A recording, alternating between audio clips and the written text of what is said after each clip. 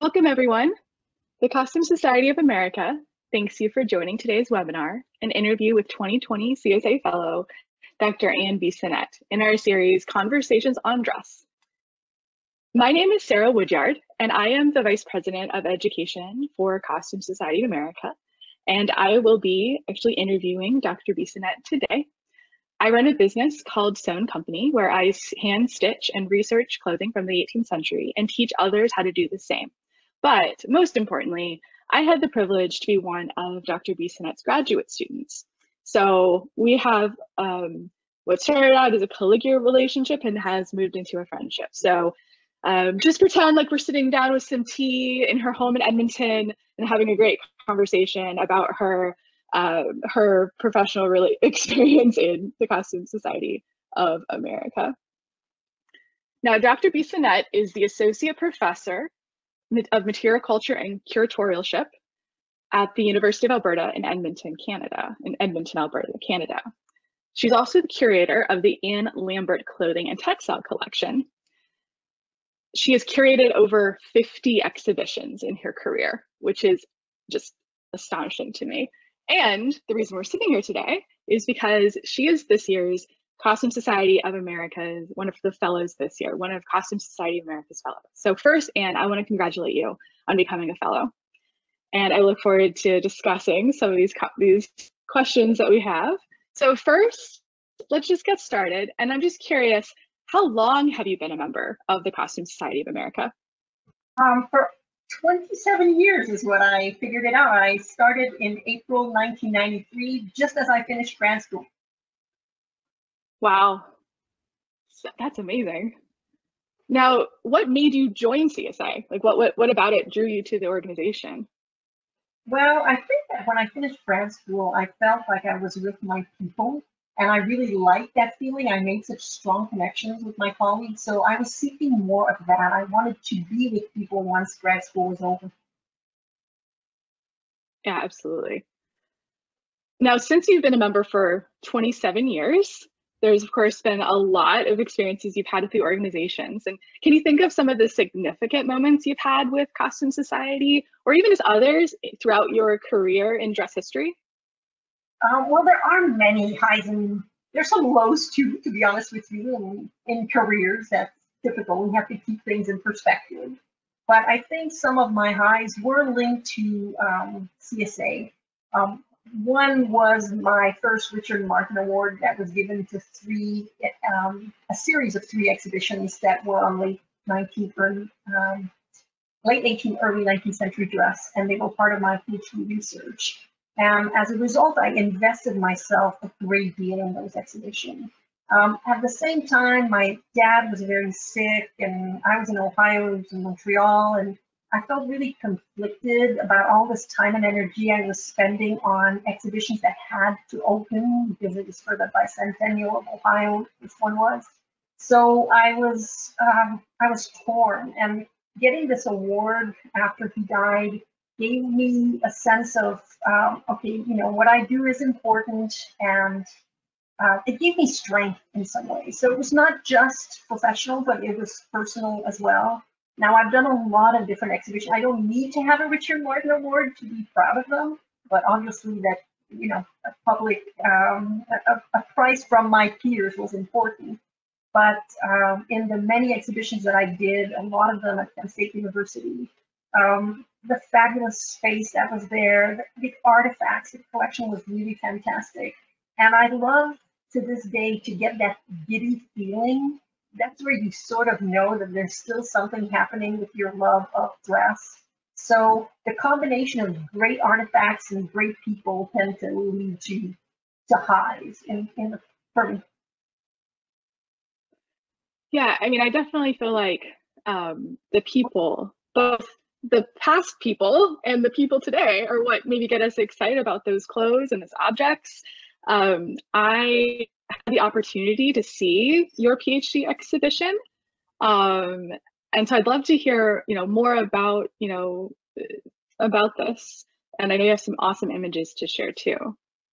So I've shared those images as we were going, and I went a little bit quick on it. The first one was Fashion on the Ohio Frontier, and obviously, a lot of people coming to Ohio there were some Native American people living in Ohio, but a lot of the people that migrated to Ohio followed this path of being new to the space. And I felt in some ways that I was new to that space too, since I was from Montreal, had traveled around the world and landed in Ohio. So to me, it was a really interesting way to look at history when, as a person from Montreal, from Quebec, history is very important to me. And knowing more about Ohio history gave me roots there, and I found that journey very interesting. So I love the exhibition so much that by the time it was coming to an end, I just couldn't let go. So I called other people, and we ended up traveling it to Columbus, which is probably where you've seen it. And a lot of other things came up in the exhibition research where I would say, oh, that's so fantastic, I'm doing something on here. And then you go, no, Bissonnette, focus, get the PhD done. So once the exhibition was done and we traveled to Columbus, then another really wonderful little museum called the Decorative Arts Center of Ohio had called me to say, oh, we love your exhibition, could you do something for us? And I thought, no, I got plenty to do, thanks. But then their ability to borrow. Kent State had very little money. So loans were few and far between, but there was a great collection. So the ability to do a lot of loans of portraits, to do the hair exhibition came up, and I did that. And I added a third component at Kent State so that it would create a tourism loop between Kent, Columbus, and Lancaster, where the museum, the Decorative Art Museum was. And I did this exhibition called The Age of Nudity. And in all cases, when I do these exhibitions, it starts something. It starts the research project. And in many ways, I'm still in this research. The Age of Nudity is my most recent research project, which has led to virtual exhibition and all sorts of other things.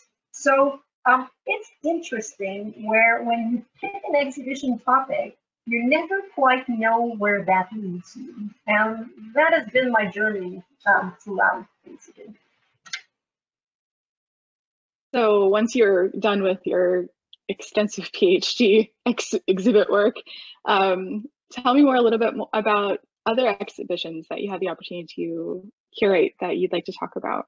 Yeah, the fun part about being a museum curator, well, there's a lot of fun parts, but is that you can't be a generalist. You can't be you have to be a generalist.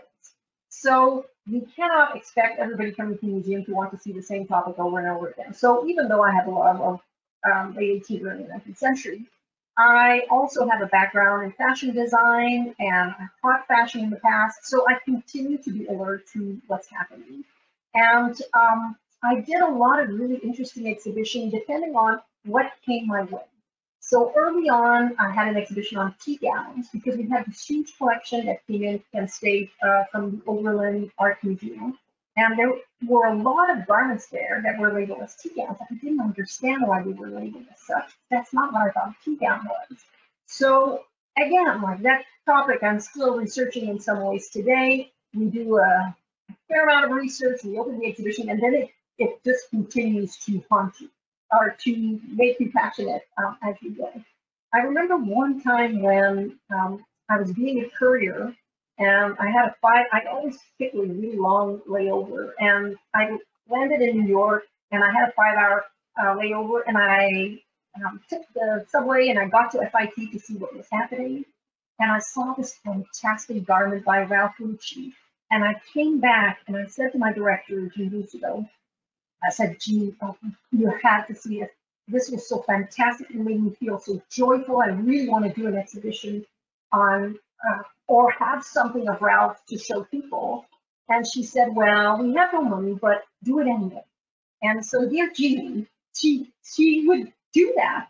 And likewise, Ralph Lucci, because he is who he is, has no half measures. So while I asked him for a few garments for a show or for a small exhibition or even for a big exhibition, we ended up doing something. And here I'm going to share my screen again because it was one of my favorite shows. Oops. So this is the Ralph Lucci postcard with some of the details. So good at the details. People who sew, people who design. I mean, this was just a marvelous exhibition. And there were very few people. We never had a public exhibition. We had some displays, but people came, droves from different places, came from New York.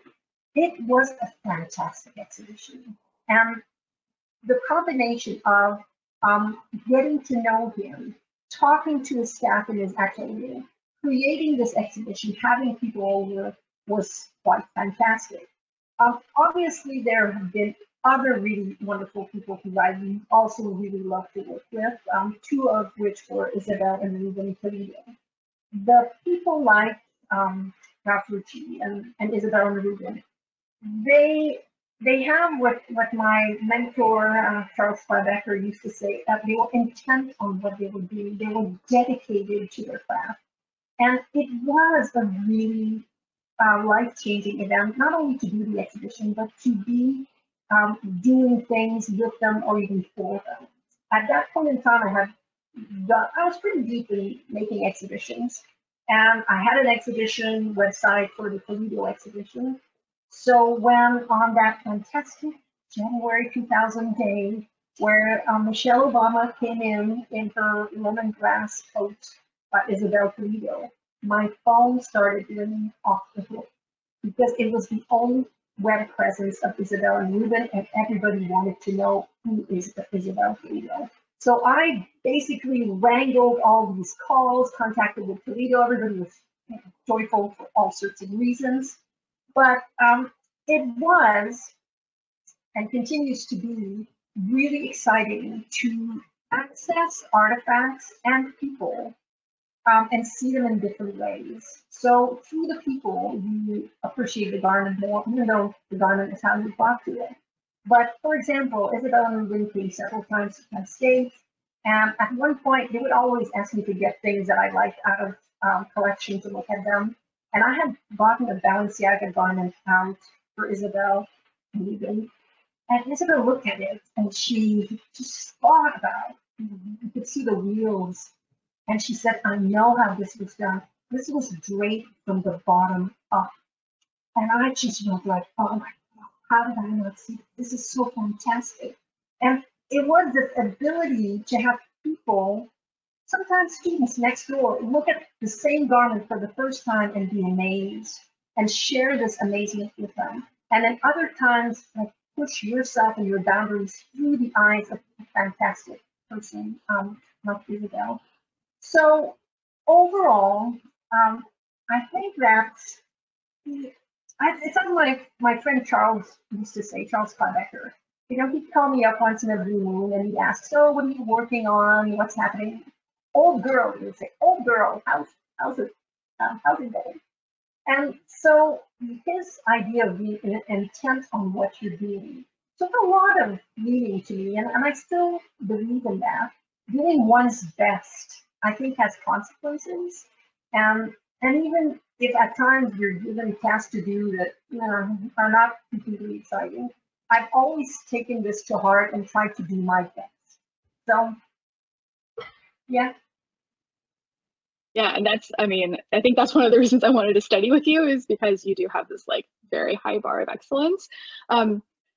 You have a very high bar of excellence and high expectations. I can speak to that personally, which is a great thing. It really pushes, I think, scholarship forward, pushes yourself forward. But sometimes, there's pros and cons to that, I guess, right? But do you want to talk a little bit more about kind of that idea of like doing one's best? And yeah, it's a blessing and a curse in some ways. But I remember one of the things that I remember. It makes working with people, getting this consensus and pushing things forward a bit difficult. I remember one time where I was told, we have no money, just use the window display mannequins to do an exhibition on traditional Greek dress. And I just could not conceive this would be ugly, it would be horrible. I just didn't want to do it. Plus, we didn't have the garments, they were coming in. I couldn't see if they would fit these mannequins well. So volunteers and I created these forms that were more flexible to use. And our preparator at the time, Robert Gray, used maps that we borrowed from another local collector to create shapes of the different Greek islands underneath it. And we covered the mannequins and the shape with craft paper, which we had in great quantity. So basically, sometimes people say, well, we have no money, we can't do anything. We just problem solved this issue. And it was a blessing because the garments were stuck at custom and we got them 24 hours before the opening of the show. And we worked all night and the mannequins were flexible. And the founder of the Peloponnesian Focal Foundation was there with the artifacts. And she just marveled at the ability for us to make these garments look very good. So again, like, you do your best. You don't know where it leads. She invited us to Athens and to Macedon, where the institution was, to dress their garment. And then when the Greece Olympics occurred, she invited she invited me to council to try to figure out what the exhibition on fleets was going to look like. And they had all these great ideas, and I would go, well, no, that's not handicap accessible. Well, and so we problem solved to all of these different creative minds what this other show would look like. And I thought that this was, perfect. In some ways, right up my alley to know that people who have not done these types of exhibition would have to rethink the way that they were going to do it within the budgets that they were going to do this with. And I'm really good at prices, which is a blessing and a curse, because sometimes I wonder if I attract prices. But it was useful, and the tools that we have in our bags can. I often work with theater people because they're really good at that. They have so many ways to get things done. But anyway, so I was fortunate to, by doing the best that I could within the budgets that I had, push things further, help other people.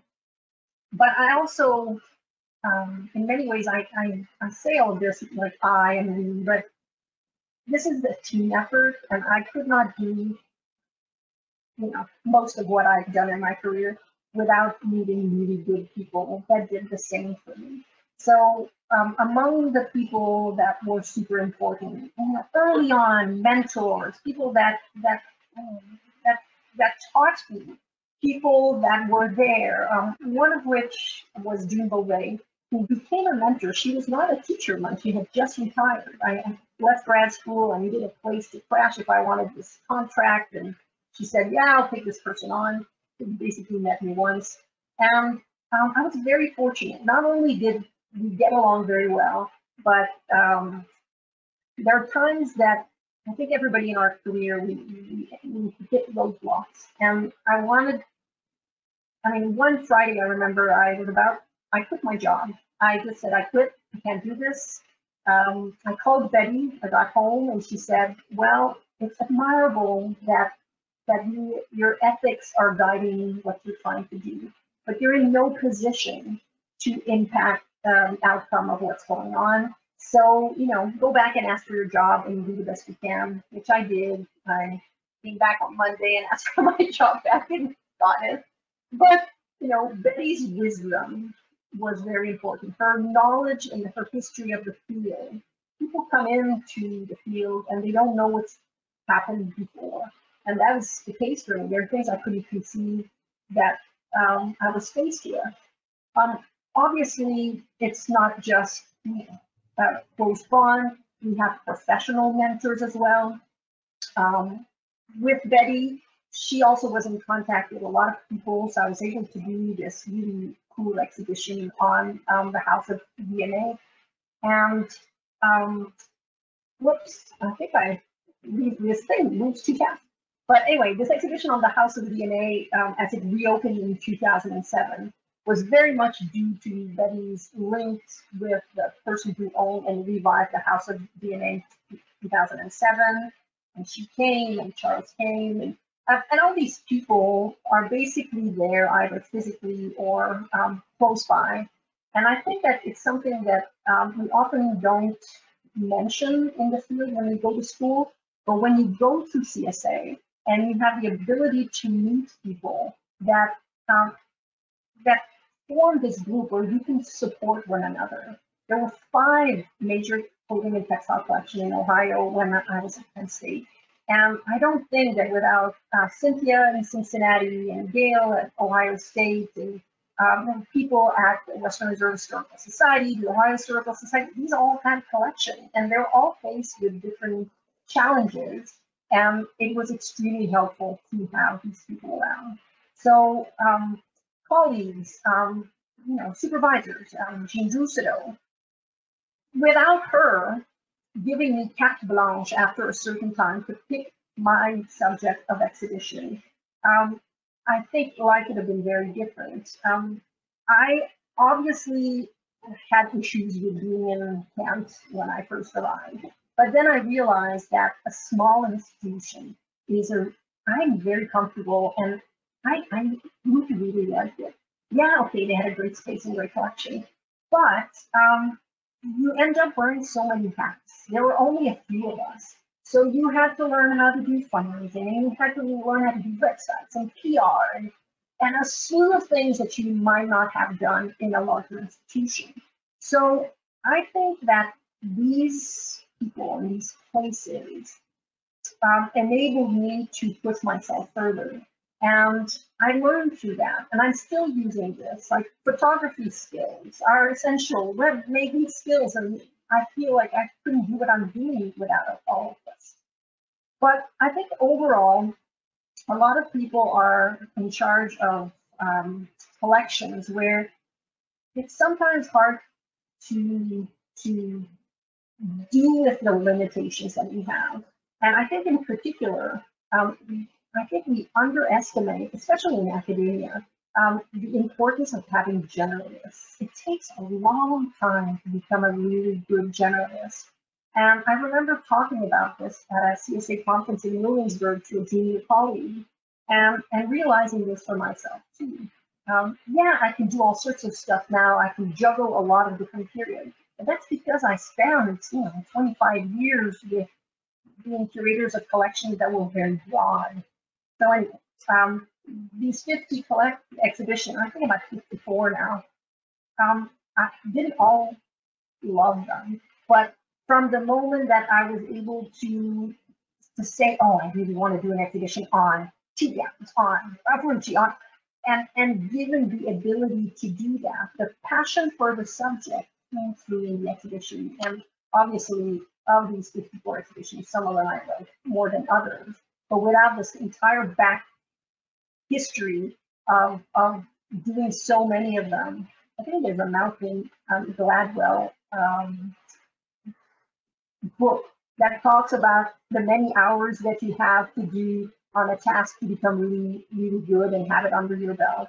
Well, I apologize for that visual. It's very grainy, but I still love that show on Paisley Shaw and Japanese contemporary designers and wearable art, really broadening your range of what it is that excites you and can also excite the public as a result.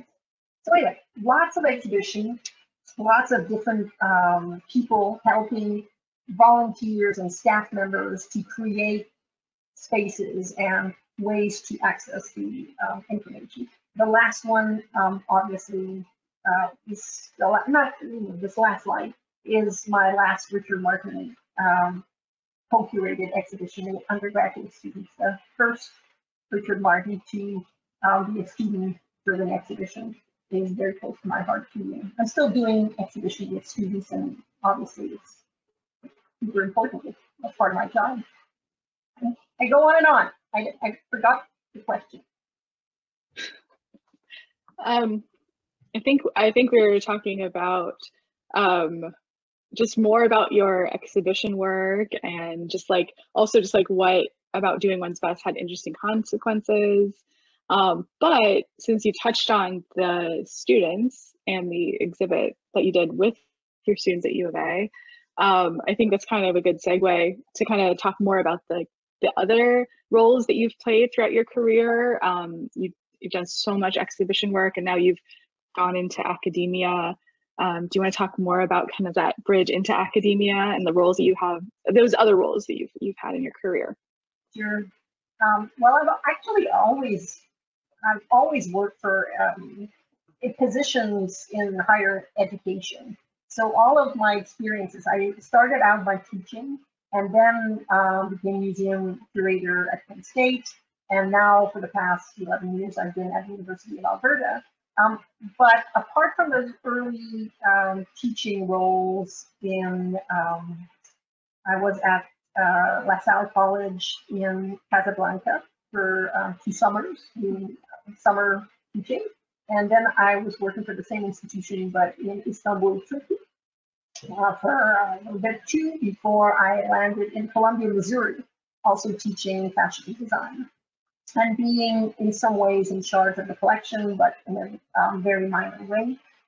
And I have to admit that it's been an interesting journey, because while I've always liked to be around students and to join fashion design and obviously dress history together, there are experiences that have shaped me.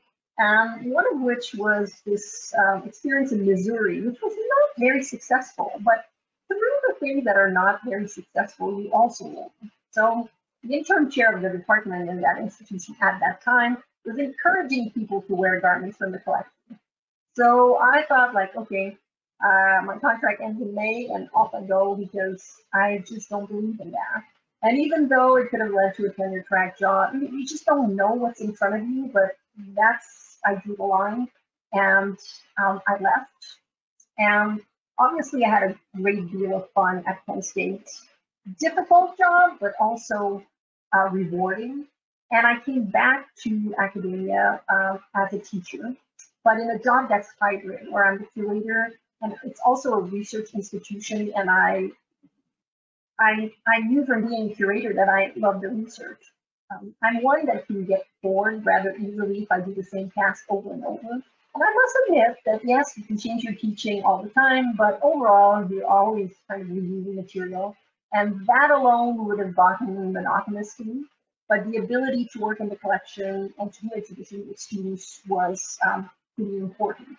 So in the current job, I'm not saying that I have as much fun as I did in my previous job, but I still have a balance of things. And for me, it was time to think of leaving Penn State, and to, like, we can talk about the lows, but one of the lows was just never have time to write all of this knowledge that you gain after an exhibition. And they're very ephemeral. They go in and they come out, and there's not always budgets to do catalogs. There's seldom ever time to do them.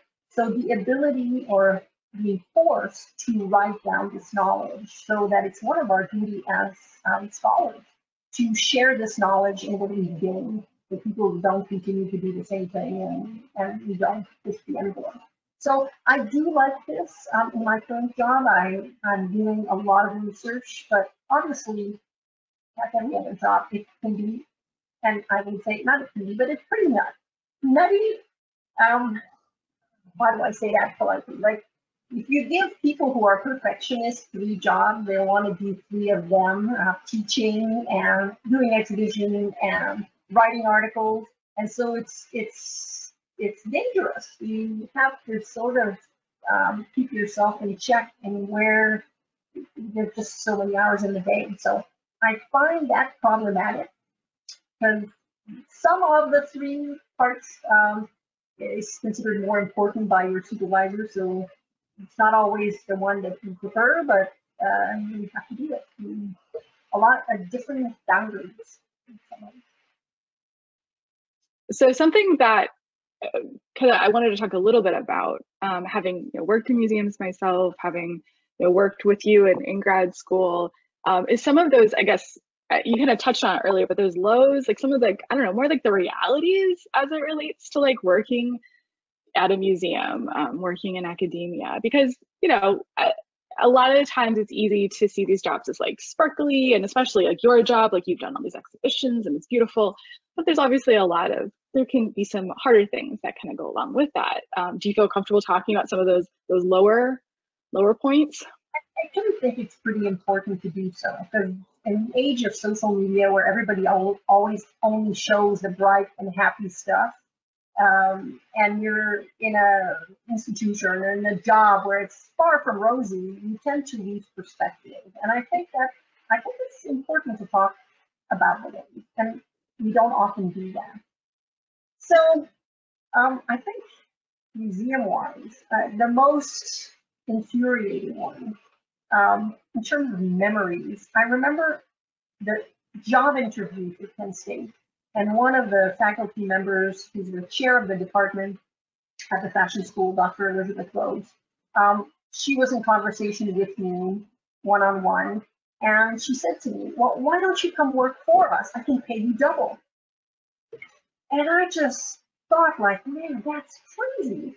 The injustice still resonates today. So I said, no, thank you. I wanted to work in a museum. But, here's the same person with the same skills, and obviously we get half the pay. And it's infuriating. And I fought throughout my 14 years at Penn State, and I looked at public universities where salaries were public, and I brought the evidence forward, and I said, look, this is insane. And I tried to get away, and it didn't really happen until I left Penn State. Then they could say, well, the next person will pay better, way better than I was. And, you have to leave for this to happen, which makes no sense. But after 14 years, you kind of have to figure out, well, how am I going to retire on the salary? And what can I do to monetize my skills? So coming back to academia enabled me to, as a teacher, to be paid better. But obviously, I love the fact that I have this hybrid curatorial, but how strange in some ways, right? And I remember at one, I think it was in Arizona, Csa Conference, where we were all sitting in the, well, not all, but a few of us in the hot tub, and we were going like, no, I'm the lowest paid person. The other person goes, no, I'm sure, but we didn't say what we're paid because it's too depressing. So that is obviously an issue.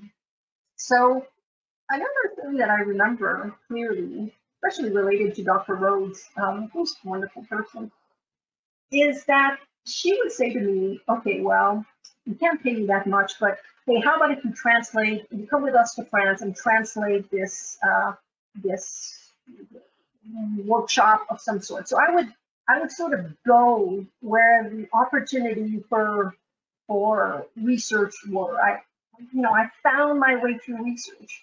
But I remember her saying to me, well, you really have to start your PhD because you can be paid better, but the next museum director will have to have a PhD. And so she was thinking forward, and it turned out that this was not the case. But that enabled me to think more broadly and not just stay in my life. This is unfair. I can't do this all my life. And try to find solutions to this really big elephant in the room. Another really strange thing was that I started early to create websites, and it took over my life, and I had to go use the equipment during the weekend in the fashion school because I had no money to buy this equipment. And so I invested myself, which was good and bad. In some ways it was good because I got to share knowledge broadly through the website. But the moment I was gone and things happened, this mushroom of a website that I spent 14 years doing was just deleted and it quit, right? And that was hurtful. I know that it can happen, but yet I thought, okay, in the future, less time on the website, more time writing articles, so that doesn't go away. But also the burnouts that result from all of this work. I've had 2 burnouts in my life, and I'm trying to be more careful about how I manage my energies, but it's really easy for me to invest myself. This idea of good enough, I have trouble with, as I said before, like doing your best also comes, so that comes with the territory, right? Is there anything that you're doing to try that has helped you with those burnouts? I mean, you're such a creative person, and often doing creative things can help to like balance those things. Like, do you have any input or personal advice to give to folks Well, listening? yeah, I mean, you learn from the burnout, you learn to recognize the signs and to change your ways. And even just now, COVID teaching, remote teaching, and researching at the same time. So, so when you talk about creativity, that's obviously there's ways to be creative when you write articles, when you do things. But one of the things that I continue to do throughout my life is to sew. So I've continued to sew, and I've sewn even more now than I used to in some ways. And I've been able to channel some of my Saturday mornings are for sewing, and I'm glad to be 54 and be able to buy a house that had a loft for my sewing studio. That has been very helpful. So Beautiful. I know you were that. Nice. So I love to channel my creative energy into something that's hands-on. There's way too much sitting behind a computer as an academic. And even now, COVID, teaching is just in front of a screen. So being hands-on with things at home has become more and more important. And I've been sewing a lot since I arrived in Alberta, especially coats and outerwear. And I have pictures. I think I have that somewhere. Show that over. Things that I've entered into jury competition. So recycling fur coats and doing here, doing things that are everyday attire, doing things that convert from day to outdoor. So trying to problem solve garments that I want to wear, ordinary garments in some ways, has been interesting and important to keep me focused and not just always overdo everything about work. Even though that's work too, but a different kind of work. I think that's one of the neat things about CSA is that there's so many people here that are multifaceted in their research and their creativity. Like, so many people are professors, they also sew, or they're fashion designers and they also research, and that's really, really neat. So kind of to circle back around to kind of CSA and your career, how you talked about some of the folks that have helped you. What about CSA as just a community and as a professional organization? How has it helped you? Well, a lot. Not only just meeting people, but professional recognition is super important.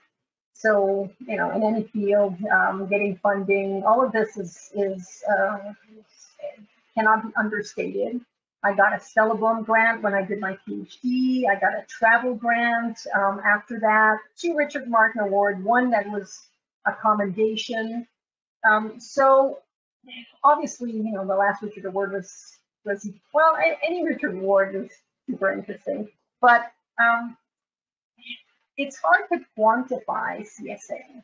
I think that year after year, you go into these conferences, you meet people who you only had read about or read their work. I love the first day of CSA. The first day, even as a newbie, you have to kind of look back and watch. There's a lot of shrieking going on. People just like, and just there's this sense of, oh, this is so great, and then we catch up, and how are your kids, and how's this? Oh, you're gonna do that, or whatever. We get to form these strange bonds with people that we only see once a year, but there are people, and we learn to have these meshing of professional and personal.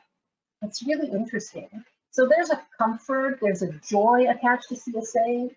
Again, like as I said, being given an award by your peer, an award of excellence, it feels great. It's just like, we don't have a Nobel Peace Prize. We have a award, so loving it.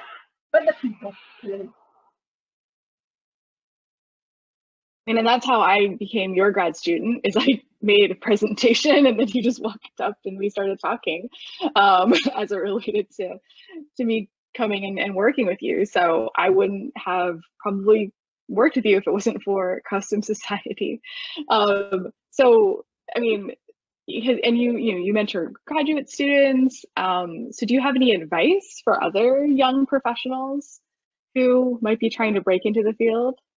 Well, I often debate whether I should talk to graduate students as they come in or not. You know, like kind of give them the, well, this is the reality of it, or just let them dream. Nobody sat me down to give me the reality of things. I learned it the hard way, but I actually do talk to them and tell them how tricky things are. Obviously, there are few jobs, and even though clothing and textile exhibition are the most heavily visited, for some reason they keep on closing different jobs that are currently going on. So that's infuriating. Obviously, we talked about typically badly paid. Many people wanting to do things for no money or very little money. Volunteerism in our field has impacted us in a negative way. So while I love volunteers, the value of the work we do tends to be undervalued. A lot of word value in there. So one of the things that I've done that I think is important, that we should think about it as a group, as a society, is that whenever somebody contacts me because they want the specific knowledge that I have and they want me to do some kind of consulting, which I do, and hopefully we'll do more and more. I'm gearing towards that, towards retirement, doing more consulting. But whenever I take on a consulting job, I will call a colleague who does this for a living, and I will ask how much she charges.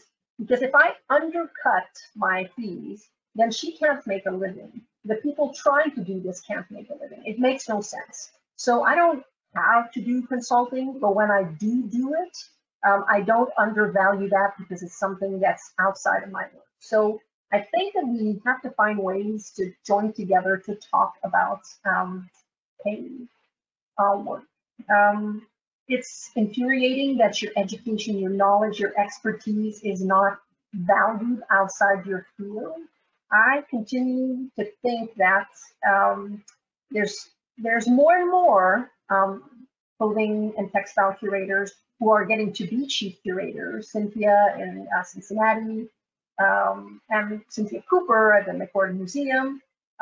But it tends to be that if you are a curator of chairs as opposed to curator of textile, then you can pivot and do other things much more readily. So I continue to think it's problematic. And when people are really worried about salary, when they come in as my grad student, I will say, okay, well, what can we do that can broaden your employment abilities? Because if you only look at dress and you can only be hired as a dress historian, this may be an issue. So we might have your colleague, for example, who did dress but also catered towards museum education, because there were more jobs in museum education in those days. So we have to think of broadening our employability as we enter that field because of the reality of it. At the same time, I don't discourage them from studying dress. My own philosophy is that we have one life to live. And so you focus on your passion and what got you to where you are. My best exhibitions continue to be those that I was super passionate about. It comes through. It's just the way it is. Very few people have the ability to pick their subject, but when you can, think about it thoroughly. So it's, I do tell students that it's a thin rope, that there are a lot of issues. I think it's super important to build your network. I remember early on being told by my professors at FIT to join CSA, and I did, and I'm so glad that I did. To the ability to reach people, to share knowledge, resources, help one another is super central to that organization. So I just tell them that it's super important. They might not believe me, but I think in time, you sort of have to believe that, yeah, you have very little money and you're spending money joining CSA, for example. but it takes time to build these links, these networks, and you have to start early, and you have to go often, and you have to present and not worry that you're not where you want to be. You have to say, this is work in progress, and this is what I'm reporting. I think we get fantastic feedback. Mm-hmm. Yeah, I think you're right, and I think the more active you are, the more you get out of this organization. The best times I've had are when I've presented, because when you present, all of a sudden you get all these people walk up to you and you start talking and you meet new people, and it's amazing. So what are some of those good moments for you? Like, what are some of those good CSA memories that you have? Well, I've been really active mostly in the past 10 years, but it's been a while. I remember even joining in 1993. I was going to a regional conference, and I remember June Beauvais, who had basically like ushered me as an intern at the Costume Institute in those days, and she was doing this mounting workshop with great drama with all these mannequin parts. And I still remember it. It's quite interesting. But obviously, like you, giving presentations, being really nervous, really worried, and I'm never exactly where I want to be. And I think I try my hardest with CSA conferences. And I remember one time Jane Farrell Beck came to me and she said, "Oh, I really enjoyed the presentation, but then again, they're always so," or something like that. And I just went, well, this is just a person with respect telling you this. Mind you, I would like to forget the last presentation I did in Seattle because I was running on thin air, and even the one in Philadelphia, where I had just opened an exhibition and I had to do this talk, and I just had no editing time, and I talked so fast, I amazed myself. But most people came to me afterwards and they're like, slow down a tad. So, you know, they're not all great, but it's great to have different types of feedback. I think that some of the CSA conference memories are interesting. Sometimes it's working with people, Judy McKay, and all the folks from the board of in those days it was called the board of trustee. I can't remember exactly the past name, but anyway, being brought in and told how to do things, and to the day that we came to a point where we could fund all the awards was so rewarding. And yet, you know, to try to move forward and try to get to reach people and to get awards endowed. I remember Betty Kirk, mentor, talking to her late in her life and with her family, and saying, would you consider having an award of excellence for CSA? And they decided that this was a great idea. And I brought that to the board of directors, and they weren't too happy about that. Not because Betty wasn't a fantastic person, but they had questions about, well, can we have anybody come in and have an award of excellence named after them? I don't know if that's a good idea. And I was just like losing my mind, going like, come on, this is Betty Kirk. And at the end, I remember Kristen Miller's on saying something to the fact that, well, you know, Hitler family, if the Hitler family comes up and wants to endow an award, we'll deal with that at that point, which made everybody laugh. And it got through. And we got the Betty Kirk Excellence Award as a result. But, you know, I can go on, but you just have to finish within an hour. I'll just leave it at the fact that sometimes they're professional moments where you're very proud, or people gave you really interesting feedback you would not have thought of. And other times it's more like, there was one conference in Las Vegas where I just got a cold on the first day and I felt horrible. It was a bad day. And I brought myself down as best I could to eat a soup at the restaurant. And Mark Carter came in and said, "Oh, you know, can I have lunch with you?"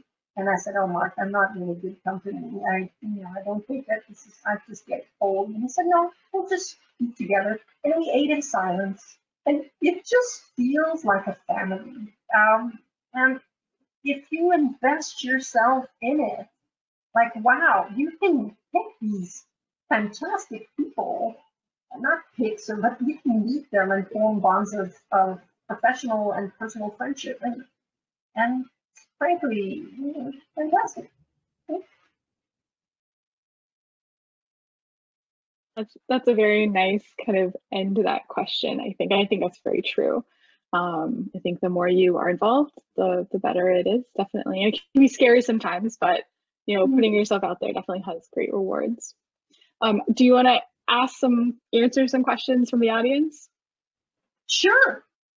Audience. Okay. Audience questions.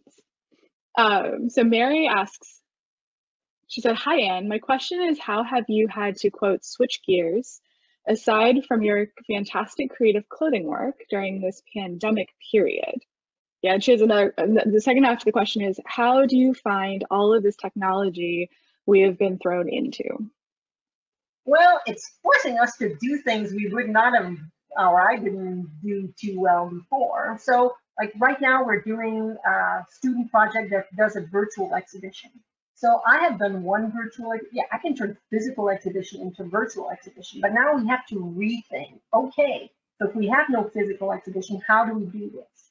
And obviously, lots of museums are trying to figure this out. So we have to figure out importable skills for students to do things.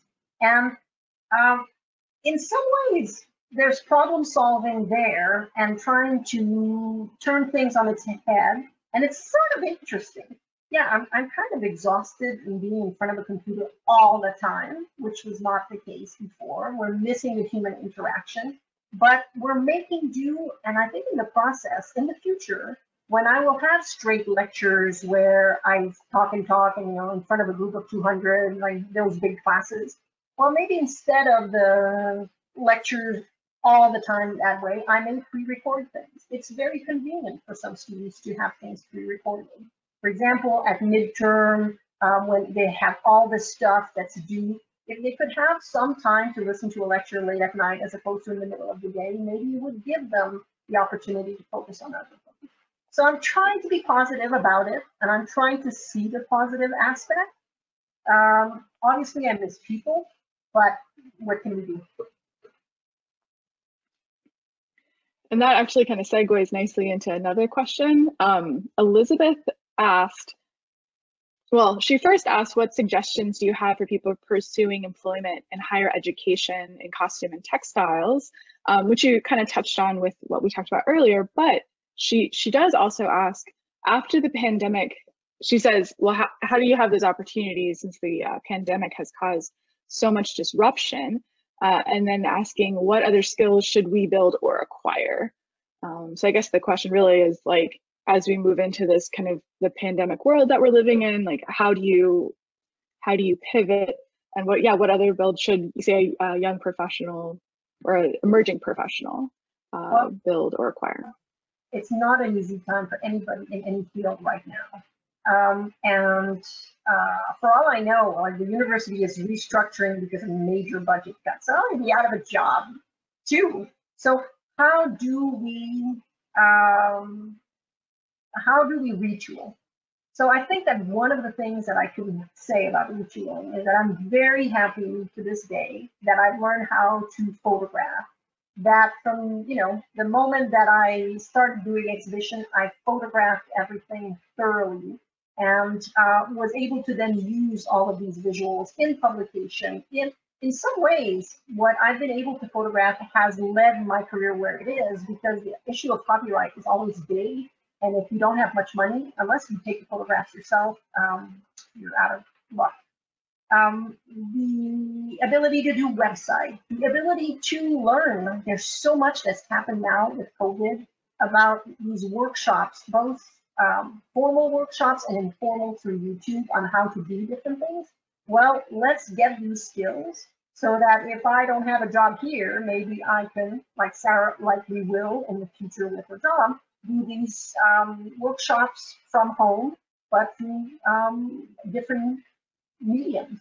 So I'm really interested in what's happening and how you learn in different ways, but how to monetize that might not be my generation to know. And it might be you, Sarah, and your generation, and how you can reach your subgroup through social media. And these developments, I was at the CSA Zoom conference, the Western Reserve conference this weekend, And the gal from American Duchess was talking about her path, and I think it's been reported. I thought this was extremely important, how you can monetize and make a living catering to a very small subgroup of society that cares about reproduction environments. So I might not be the best person to talk about monetizing, because obviously I had 2 jobs in 25 years, and most individuals will move from one institution to another. They might change institution much more readily, but as the number of jobs are shrinking, this tends not to be a very realistic situation in our field. Yeah, well, and I also think that, you know, with your career, even though you may not feel like you're the best person to answer it, even though you definitely have a good answer and a good input, like there were things that weren't available when you started in your career, and you in essence kind of made certain jobs for yourselves based off of your interests, based off of what you could do. And so I feel like when it comes to folks who are emerging professionals now, the job they want may not exist right now, but building as many skills as they can, perhaps, you know, making that job kind of a reality. I think a lot of people in costume studies, they piece things together and kind of forge their own path, kind of sew the seam as it goes, you know, which I think you've done in your career.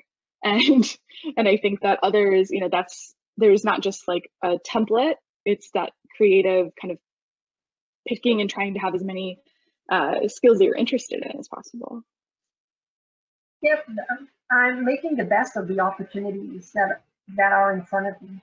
And so you can be passive, and I mean, most people are not, and say, well, nothing ever happens, or trying to figure out, be very judicious in your choice of projects, and figuring out how you can get leverage out of this.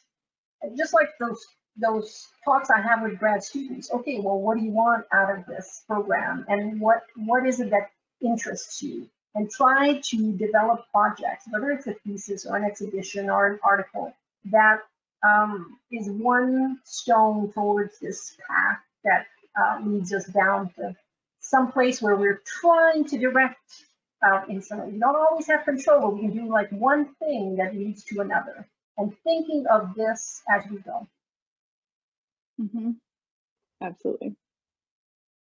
Okay, so this is a very good question. So Jennifer asks, how do you feel about the growing field of for-profit costume exhibitions, like Traveling Downton Abbey Exhibition, for example? I think this is a really good question too, in that if we know that costume exhibitions are super popular, and most institutions would like to have a piece of that public, but have no costume collections or costume curators, then what keeps us from doing something from our own institution, or getting a consortium of exhibitions together? What we have to figure out, and that would be a really great CSA conference theme or panel theme, is how to monetize this, because most institutions are struggling. And if we can find ways to have revenues being brought in and split that revenue stream amongst consultants and institutions, then maybe there's a business plan ahead there, because we know these institutions are popular, and museums know it. Doesn't make them hire a costume curator necessarily, but they want these exhibitions. Yeah, it's such like a interesting dichotomy. All right, so next question. Laura asks, what is the best way to go about sharing in progress work with fellow costume historians in order to receive feedback, considering the heavy workloads of so many? Conference presentations. You're already doing the work, you need to present it. So it's a natural. Don't wait until you have all the things together to write an article. Just present at conferences. And even nowadays, one of the positive things that comes out in that, I've never gone to a CSA Western Region conference before until this weekend, where it was on Zoom, because I don't have the funds to travel to California, where it usually is, because I'm in Alberta. Western region is a huge region. So especially now, look at the ability to join conferences. And I think that CSA should be doing, even after COVID, some of these virtual conferences so people could travel, sorry, present without having to travel. And it's been it's been a problem. People, especially at the beginning of their career, don't have the money to go to these conferences. So let's make it affordable for them to join conferences without the cost attached to them. Yeah, I also got to attend the Western meeting, and that was great because yeah, it was easy to do. So that was the last question.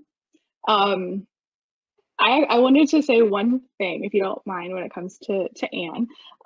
She is a great advisor, and if anyone's looking for an advisor when it comes to dress history, kind of giving a little commercial for her, you should contact her, if you don't mind me saying that, Anne. I'm glad that you enjoyed. I mean, it was not an easy journey. I know, Sarah, that I've pushed you hard, and I'm glad that you have perspective now, because when students first graduate, and I'm going through this with one student right now, and you know, it's depressing to come to a point where your thesis is back on your desk full of notes, and then you have to edit, and then back and forth and back and forth. It's not an easy process. It's yeah, so, and you did great work too, so thank you. Well, thank you. Do you have any last words of wisdom for the audience? No, I'm all out of wisdom, but thank you all for being here. I can't believe people took time to listen to me go on and on. It's nice. It's CSA. Gotta love it. It's CSA, exactly. Well, thank you everybody for joining us today. This has been fantastic. Thank you all so much. We had such a nice time chatting, and we'll see you at the next conference.